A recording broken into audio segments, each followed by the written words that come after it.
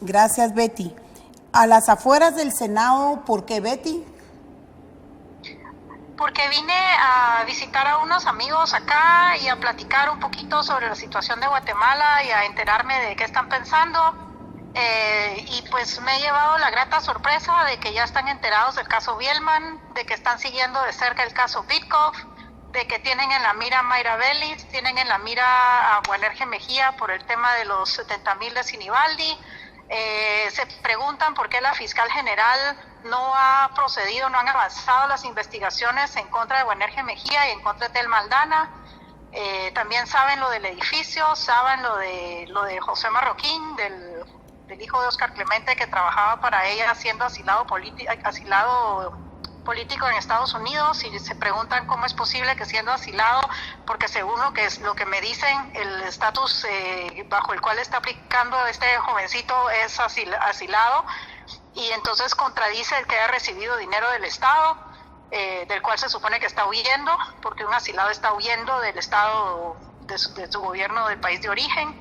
Así que ¿verdad? Son todas estas preguntas, pero me dio mucho gusto darme cuenta de que ya están enterados, de que lo tienen todo muy al día, y sobre todo que siguen apoyando firmemente al presidente de la República en su decisión con respecto a Sisipi, con respecto al excomisionado Iván Velázquez, el que para ellos es el excomisionado.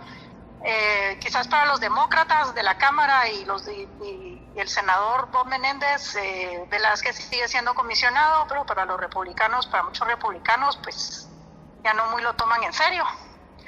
Así que eso me dio mucho gusto, ¿verdad? Están muy claros de la situación, y sobre todo, Karina, es importante que los guatemaltecos entiendan que la nueva doctrina Trump es una doctrina que impulsa la soberanía por sobre todo, la libre determinación de los pueblos, aboga por el derecho que tiene cada país de autogobernarse y de ser responsable de su propio destino. Uh-huh. Muy bien. Betty, algo me llama la atención. El señor Iván Velázquez saca en un tuit que él sigue siendo el comisionado y que él está dirigiendo a CICIG aún en las afueras. Control, si tú me lo puedes buscar y me lo pones, es un tuit de Iván Velázquez. Sin embargo, me llama la atención saber qué está pasando con el nuevo comisionado que se debiese de nombrar conjuntamente entre las autoridades altas de Naciones Unidas y el señor presidente constitucional de la República, quien constitucionalmente dirige la política exterior, porque no hay noticias de esto, siguen avanzando los días, septiembre ya va a ser, próximamente estamos a un paso de enero, inicia el proceso electoral y ellos no han transferido conocimiento ni tecnologías al Ministerio Público. Pues mire, Karina, yo tuve reuniones el lunes en Naciones Unidas con algunas personas del equipo de Nikki Haley en la misión ante Naciones Unidas, y tuve la oportunidad inclusive de saludar y de agradecer personalmente a la embajadora Haley por todo lo que ha hecho por Guatemala. Y ahí no saben quién está siendo nombrado como vicecomisionado, como le han llamado. No, o sea que no hay nada realmente concreto. Por un lado. Por otro lado, para los Estados Unidos me quedó claro que es un vicecomisionado, no es un comisionado sustituto de Velázquez.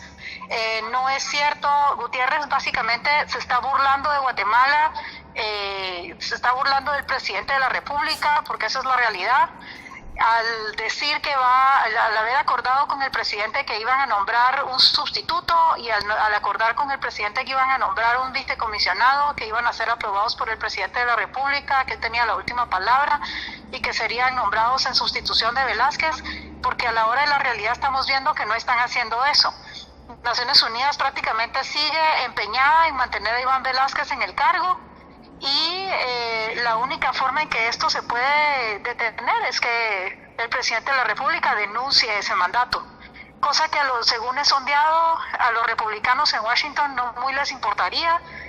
Según me dicen, la asistencia para la lucha contra el crimen organizado, la Fiscalía Transnacional y la asistencia en materia de control a la inmigración continuaría. Lo único que se vería afectado es la asistencia que nos dan trámite AIDE, que va en su mayoría a ONGs, y pues no creo que eso nos preocupe sobremanera. Así que eso es lo que he sondeado acá, pero definitivamente Naciones Unidas se está burlando de Guatemala descaradamente. Y se están burlando, ¿por qué? Porque no van a dar el brazo a torcer cuando están queriendo meterle CICIG a una serie de países, y si llegan a aceptar, como lo venimos diciendo desde hace días, usted sabe que lo he dicho en su programa antes, vienen a aceptar ellos que el presidente de la República termine el acuerdo de CICIG y haga lo que el presidente quiere y para salvar la soberanía del país. Eso les afectaría a ellos en su, entre comillas, venta del concepto a otros países. Entonces, lo que usted ha sondeado, porque usted se encuentra esta mañana, me imagino que hay mucho frío y ya ha de ser bastante el mediodía, porque estamos con diferente horario, a los republicanos. Sí, aquí van a ser las 12. A los republicanos no lo mirarían mal que con el derecho y la potestad que tiene el señor presidente y la soberanía de esta nación decida dar por concluido el convenio, o sea, que denuncia el convenio de este experimento con CICIG ante Naciones Unidas. Es correcto. Mire, Karina, Guatemala, al igual que los Estados Unidos y muchos otros países, está siendo objeto de la nueva lucha, y es una lucha ideológica, se puede decir, entre los progresistas pro-globalismo y la gente que refuerza el concepto de la soberanía y la autodeterminación de los pueblos. Guatemala es un escenario más de batalla en esa lucha, porque no somos los únicos, aunque CICIG es la única en Guatemala, pero la situación se replica en otros países sin tener la figura de CICIG. Y entonces vemos que lo que está sucediendo es eso, es una lucha entre el defender y proteger la soberanía nacional versus entregarle el gobierno de la nación a un ente externo, como en nuestro caso sería la CICIG. Y mire, en Washington están viviendo el presidente Trump lo mismo con Mueller. Yo creo que Mueller fue a la misma universidad Iván Velázquez, porque según se supo hoy, por ejemplo, aquí también ha habido situaciones de compra de testigos, de testimonios falsos, violaciones gruesísimas al debido proceso. Se está viendo una de cosas en Estados Unidos sin precedentes, una de faltas a la ley sin precedentes por quienes aplican la ley. Suena muy familiar. Eso quiere decir que entonces el presidente no tendría ningún problema con la ayuda del gobierno republicano de Donald Trump y seguirían ayudándonos en absolutamente todo lo que hasta ahorita se ha venido haciendo. Pues lo que me dicen a mí es que la ayuda que se le da al ministro Degenhardt, con quien están muy contentos, de quien tienen un alto concepto, no cambiaría. Son cosas que no cambiarían, porque los intereses de Estados Unidos en Guatemala son básicamente eliminar el crimen organizado y detener la inmigración ilegal. Ellos no van a hacer nada en detrimento de esos dos objetivos fundamentales. Así es que si AID se quedara sin plata para financiar ONGs, pues no pasa nada. Ok, muy bien, muy clara su exposición. Betty, le tengo que preguntar, hablando de globalismo y hablando de migraciones, ¿qué piensan en Washington DC con respecto a este convenio que el día 10 de diciembre se firmó por varios países? Vamos a sacar el nombre de los países que no lo firmaron, control, y entre ellos está Rusia, está China, está Estados Unidos, está Italia, y hay otra serie, Checoslovaquia, creo yo, Suiza, hay otra serie de países que no lo firman. Sin embargo, Guatemala lo firma con ciertas reservas, sí. ¿Nos puede explicar qué piensan de este globalismo en Estados Unidos? Lo ven la administración Trump lo ve como una enorme intromisión en los asuntos internos del país, como un atentado a los principios democráticos que son la base fundamental de este país, los principios republicanos democráticos de Estados Unidos. Ellos consideran que nadie les puede venir a dictar a ellos cómo manejar su política de inmigración. Esa es prerrogativa de este país. Como dicen, el ejemplo perfecto es: usted deja entrar a su casa a quien usted quiere dejar entrar a su casa. No le van a imponer a quién va a dejar usted entrar a su casa. Esa es la base fundamental de la oposición. Las reservas que hizo nuestra canciller, ¿cómo las ve usted, Betty? La verdad, algo tímidas. Yo me hubiera opuesto a la firma de ese acuerdo global, porque yo creo que está sobre legislando. Ya hay suficientes leyes internacionales y nacionales que rigen el tema migratorio. Es más, el mero concepto de derechos humanos rige muchos aspectos del problema, y ahora están queriendo sobre legislar al respecto. Muy bien, el tema fronterizo, Betty. ¿Cómo está el tema fronterizo desde Washington? Estos migrantes que se han portado a todas luces, la gran mayoría de ellos como unos grandes delincuentes, inclusive tirándole piedras y siendo muy abusivos y violentos con los guardias de la frontera, con la policía de la frontera. Mire, la posición aquí está dividida. Los demócratas los ven como potenciales votantes de ellos, y por esa razón los defienden a capa y espada. Luego es esta posición de este tema del globalismo, que el globalismo, uno de los elementos que combate es el concepto de fronteras en sí. Son pro fronteras abiertas, que entre todo el mundo, que salga todo el mundo, que no pase nada. O sea, uno entra y sale de un país como entrar y salir del supermercado. Así es como ellos lo ven, los globalistas y los demócratas. Ahora, los republicanos quieren orden. Ellos quieren un proceso de inmigración limpio, que la gente aplique a visas como debe de ser, visas de trabajo de los diferentes tipos que hay, agrícolas, visas para profesionales. Quieren que la gente aplique a residencia permanente como debe de ser, llenando todos los requisitos y cumpliendo con las leyes ya establecidas por este país para optar a la residencia en los Estados Unidos. Eso es lo que ellos quieren, que se aplique la ley. Esa es la gran división que hay acá. Y con respecto a los migrantes, a la caravana migrante de la frontera, sí, el aspecto humanitario es conmovedor, y claro, uno piensa en los niños, en las mujeres, en los ancianos, pero también hay que pensar en quién los puso ahí. Porque no ha sido el presidente Trump el que los llamó y les dijo: vengan, arriésguense a caminar todos estos kilómetros y arriesguen su vida y arriesguen su salud y vénganse a la frontera. Tampoco están huyendo de un país, como decir, huyendo de Sudán en los tiempos de la guerra. Honduras no está en guerra. Empezamos por ahí. Honduras es un país que no está en guerra, que no hay oportunidades de trabajo, eso es otra historia.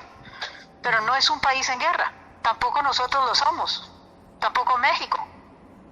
Entonces, ¿cómo es posible que la gente aduzca o apele al asilo político cuando no son perseguidos políticos en sus países? Sí. Es elemental el concepto, pues. Uno aplica asilo político cuando uno es perseguido en el país de origen. Esa es la base fundamental del concepto del asilado. ¿Verdad? Cuando su vida está en riesgo en el país de origen. ¿Has tenido oportunidad de poder conversar con las personas de alto nivel con las que usted se relaciona allá en Washington y comentarles la preocupación que existe a nivel generalizado porque el próximo proceso electoral que se inicia y se da el banderazo de salida en enero está en riesgo derivado de la intromisión que existe por parte de CICIG? Mire, yo platiqué con mis amigos acá y sí, están preocupados, ven con muy malos ojos el tema, consideran que sale completamente del mandato de CICIG, ellos lo ven completamente fuera de orden, así como ven fuera de orden la gira política que hizo Iván Velázquez con Tel Maldana y Helen Mack en Europa y que ha hecho también en algunas reuniones en Estados Unidos con los migrantes que viven aquí. Ellos consideran que no le compete a Velázquez y no le compete a CICIG, pues a que sea comisionado, no le compete. Entonces tienen cada vez más claro que Velázquez, tienen cada vez más claro que el origen de la mentalidad de Velázquez pro FARC, y en nuestro caso es pro URNG, tienen clarísimo el tinte ideológico que él tiene, tienen clarísimo el tinte ideológico de Tel Maldana, ahora candidata de la URNG. Más claro imposible, pues. Ellos mismos se han colocado en ese punto, no hay necesidad de venirles a contar porque ya se dieron cuenta. Muy bien, y entonces el tema, para ir concluyendo, el tema en donde sí quieren ayudar como potencia, obviamente, es en el tema de la Fiscalía Transnacional, la cual ya está implementada en el MP nuestro. Sí, correcto, Fiscalía, pero no solo ahí, Karina. Estados Unidos colabora fuertemente y muy de cerca con el Ministerio de Gobernación, con el ministro Degenhardt en todas sus áreas de operaciones. Colabora muy de cerca con el Ministerio Público y todos esos programas de asistencia que son fortalecimiento de la aplicación de la ley, de la lucha anticorrupción, de la lucha contra la impunidad, verdadera lucha contra la corrupción, verdadera lucha contra la impunidad.